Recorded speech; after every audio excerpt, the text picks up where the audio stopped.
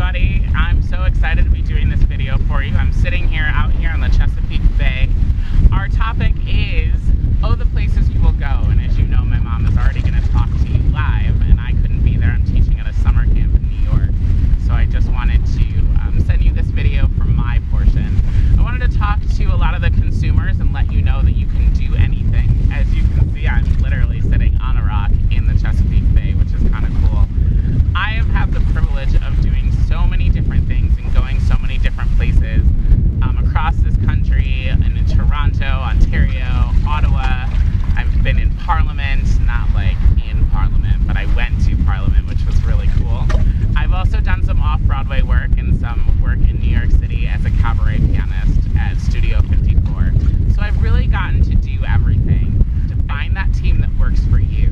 When you find that team that works for you, make sure that you are all on the same page at all times and communicate. I am probably the worst at communicating. You can ask my mother, she'll be there. But I think in the matter of medical and trying to figure out where you're going to go and what you're going to do and how you're going to do it, the only way to be successful is to communicate. So that's the first biggest thing. The second biggest thing is don't close doors before you've gone through them as many times as you possibly can without telling yourself no. Once you tell yourself no, there's no point in going through that door, if that makes sense. We've done everything. I've swam in lakes, I've swam in oceans, obviously, pools, hot tubs, everything without getting sick.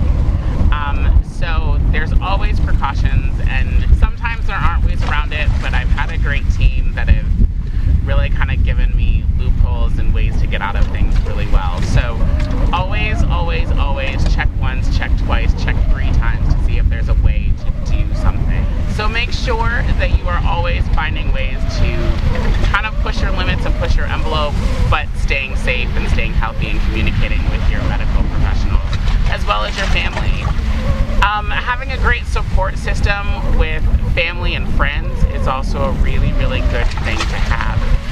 Always have that one person you can go to and tell everything to, be it medical, emotional, physical, whatever, that's not going to judge you, that's not going to point fingers at you and tell you what you should do, but they're just going to be a sounding board for you, and they're going to allow you to have your moment without influence of their thoughts or medical advice.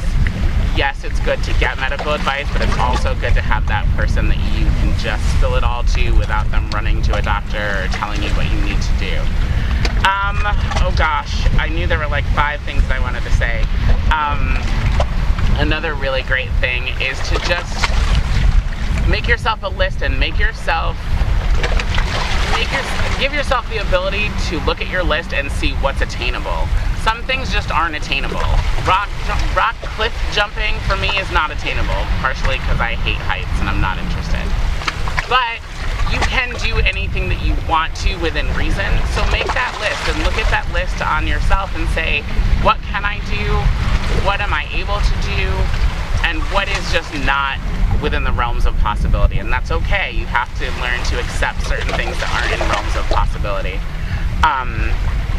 I recently started this new treatment, which is called Gatex, and it has done great wonders. My story is not like everybody else's story, so please don't take that to your medical professional and say that this happened with Roy and it can happen with me, which is not true. Everybody's situations are different and everybody's medical histories are different, but Gatex really does improve absorption. I went from infusing 7 nights a week to now down to 3 and fully off TPN, which is really awesome. My mom will talk to you a little bit more about that as well in her session. But I think it's really cool to have that option.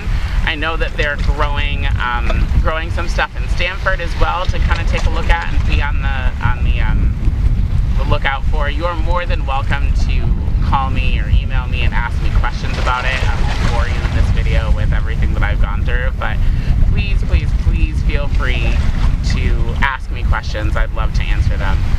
But like I said, don't limit yourself. There's no need to limit yourself just yet. Make sure that you always question, and obviously question appropriately. I'm the worst person because once I hear no, I'll probably just get mad at you and throw things.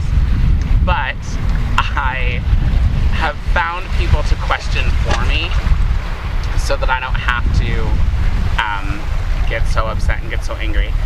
My best advice, like I said, is to have a great medical team and to really work with them in making sure that you can stay out of the hospital, stay out of the emergency room, stay out of all of those places that are so time consuming and so cumbersome, especially with people that you don't know. When you go to an ER, you have doctors and nurses that you unfortunately, they don't know your story, and so they want to keep you and admit you and do all these tests that you don't need them to do.